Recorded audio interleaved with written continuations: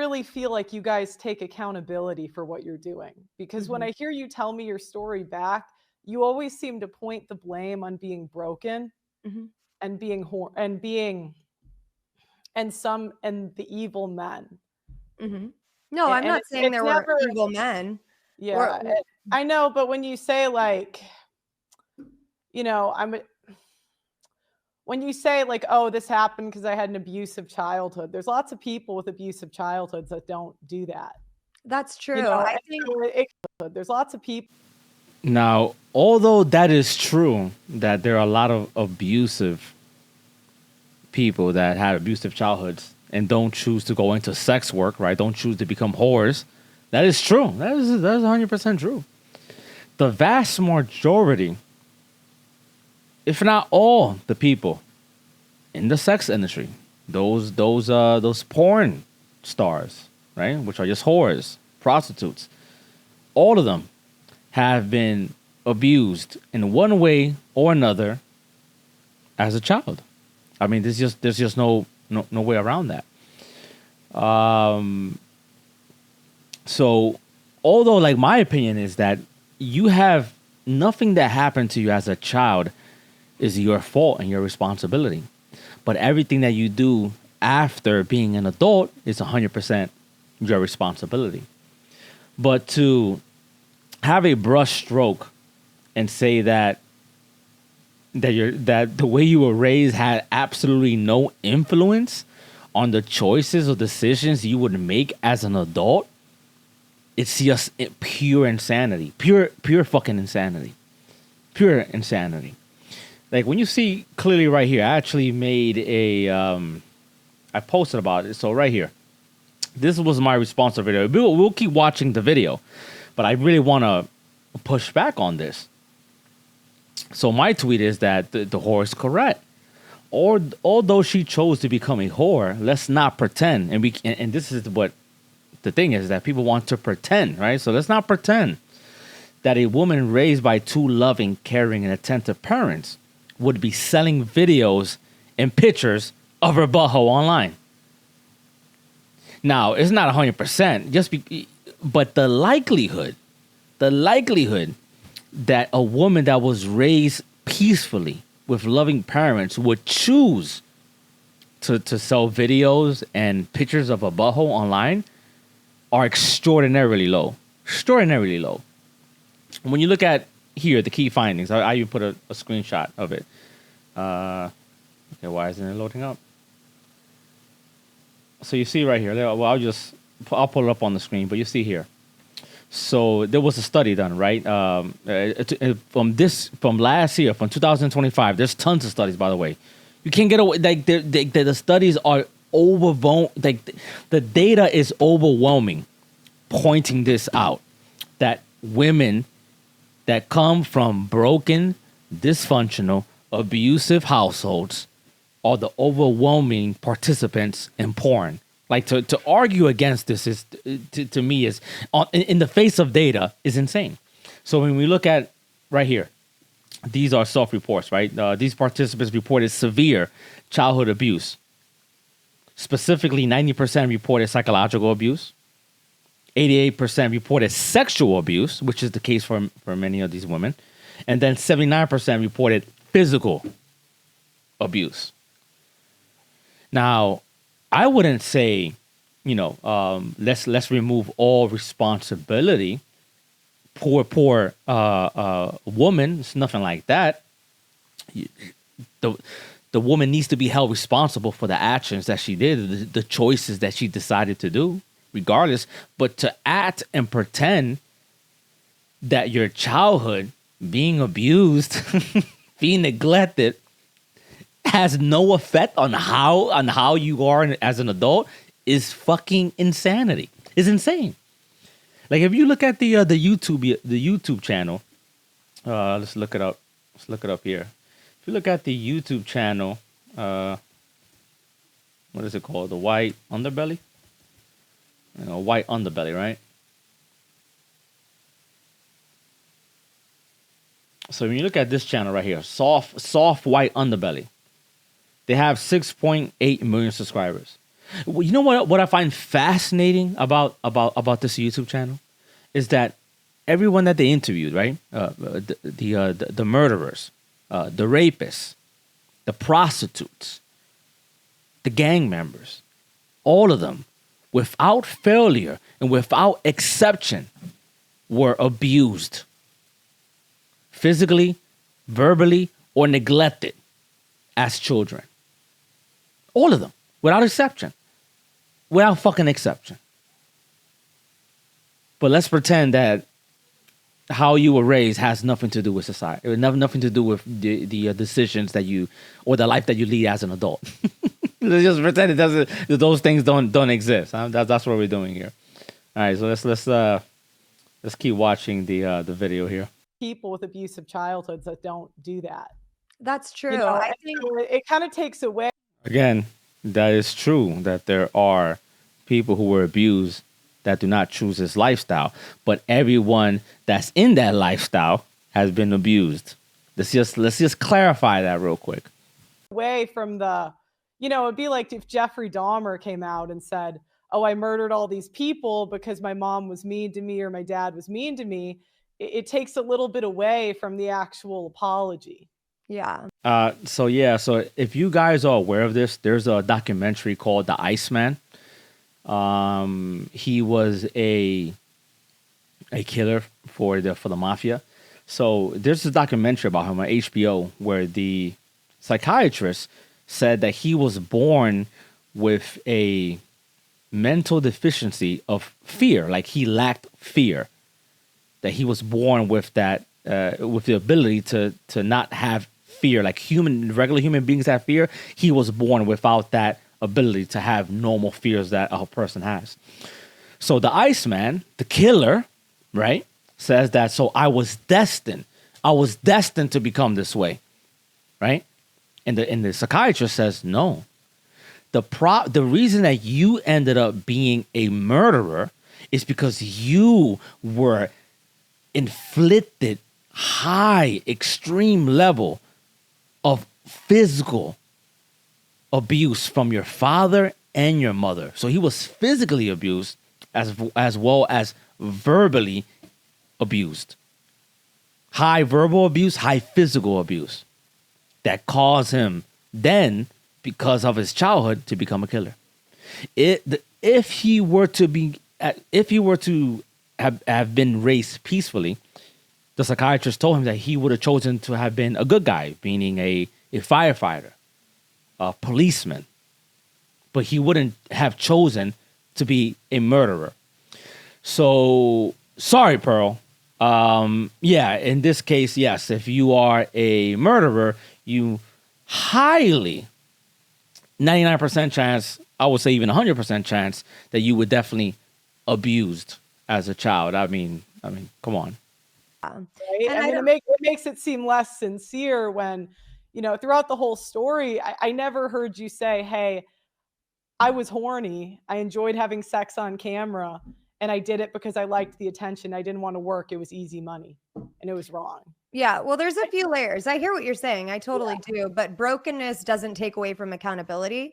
I own up to everything that I did. I made the decision to get into porn. I made the decision to date a pimp. I actually did say that men were my weakness. So that's me taking accountability. I was weak.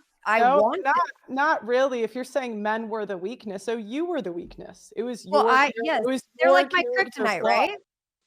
Like No, because there's many women where. I agree. At this point, she was the weakness. She was weak, and she chose to do what she did. Like, I'm not defending. You're not gonna see me here on this video talking about, oh, let's defend the whore now. No, I'm not doing that. She made horrible decisions. She made horrible choices. And I also add that the idea of having a born again Christian whore and be giving a mic and men should listen to her and people should listen to her, I don't believe in that. I think that's fucking nonsense.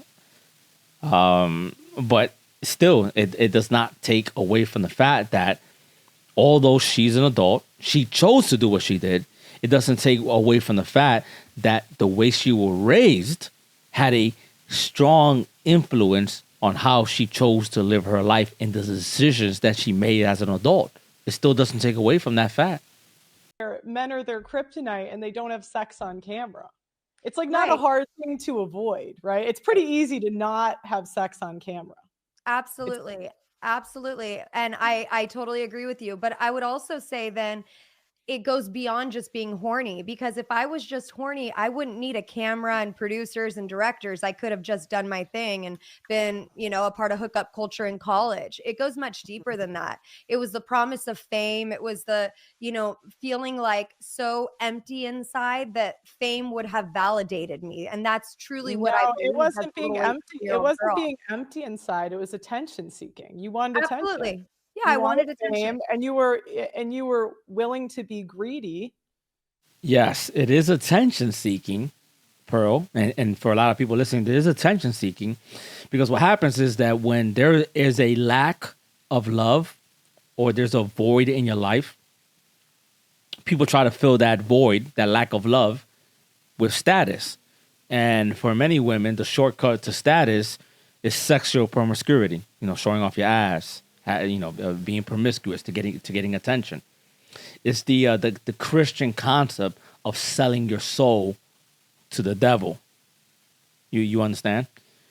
And again, this is not to. I'm not here, Captain Save. It's not about. I'm not here being Captain Save a Hope.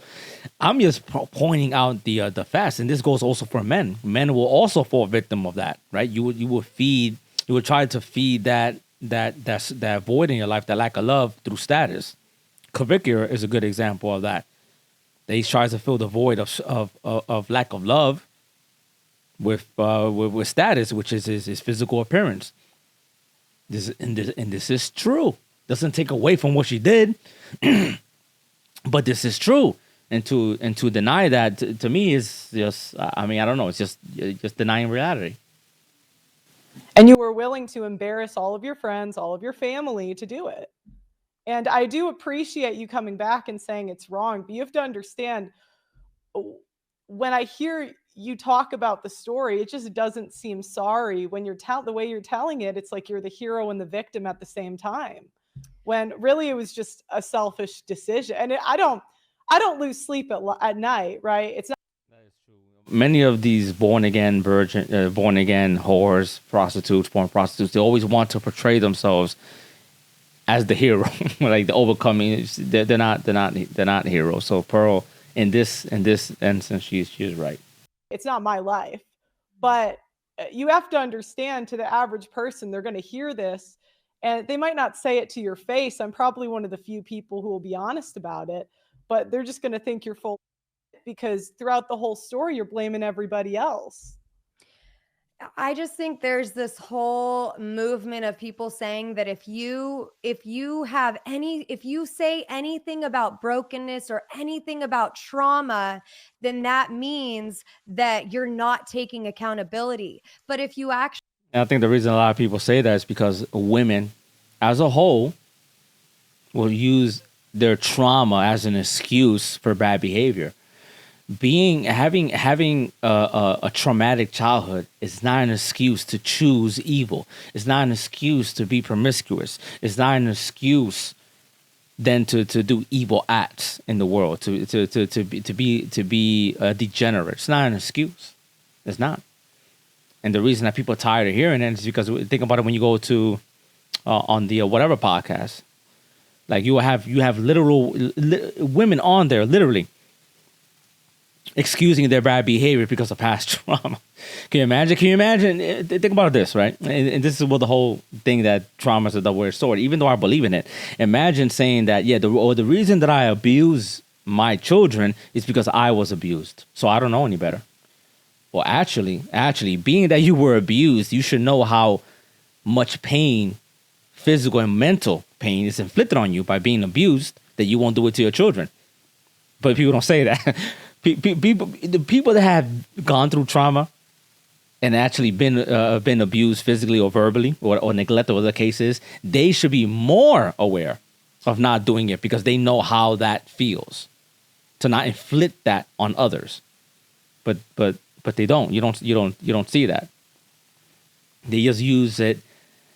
They use past traumas as an excuse to behave like whores, and this is why a lot of people, especially men, reject the notion of, well, I've been through trauma, and that's your excuse on my bad behavior, and it does not.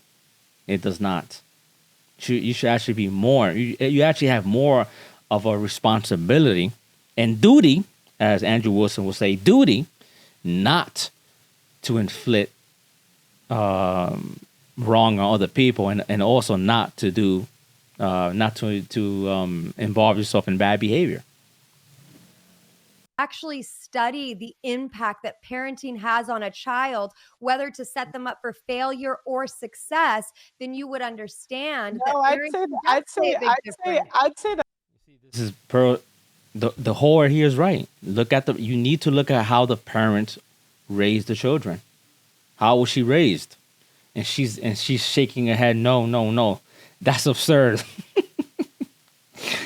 And this is like, I could sit here and go through the data, overwhelming data of everyone that's dysfunctional in society, and show you that even when you look at narcissism, right? Even though they're a small percentage of the population, people that develop narcissism, they develop it at an early age. The reason they develop the personality sort of narcissism is because they have to create that persona in order to survive as children. So that same mechanism that helped them survive as children with overwhelming or abusive parents, they take that same strategy and use it as adults. But that comes from childhood. Like the data here is overwhelming. It's just fucking overwhelming. Like there's nothing that Pearl can say or disagree with here, but she just keeps denying it. She just keeps denying it. Doesn't even want to acknowledge it. Say that because It's my family, we've adopted kids from really bad situations, probably worse than yours, and they didn't make the same decisions you did. They But didn't. what decisions did they make? They made good decisions. To be honest, they're good. So you're saying, Pearl, that when you adopted children and raised them right, they took on and they were shown a better way, morals, taught better, that they made better choices. Shocking. They're good kids.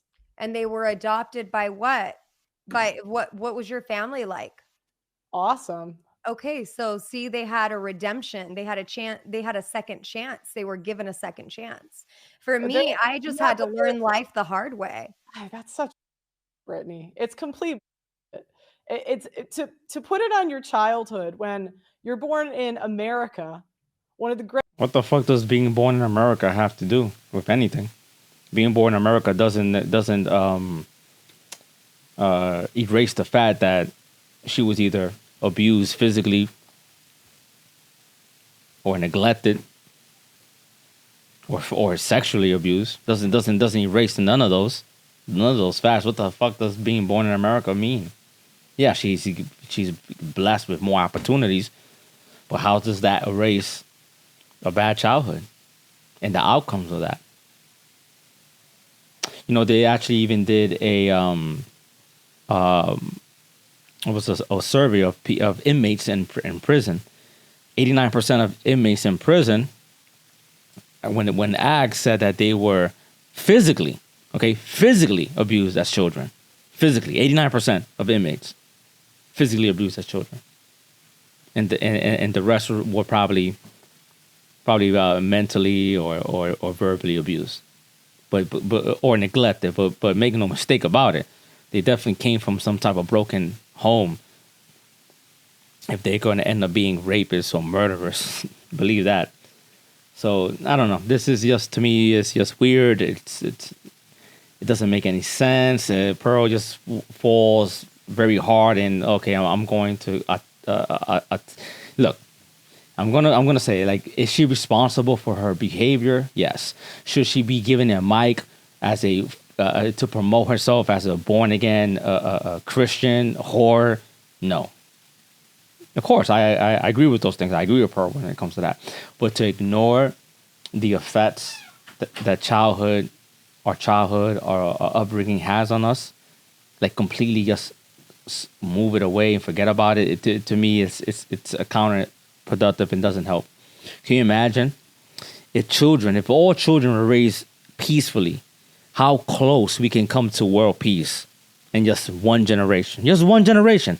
How close we could come to world peace in just one fucking generation if children were raised peacefully. And that's it. I think I'm going to end the video there. I've already spoken long enough.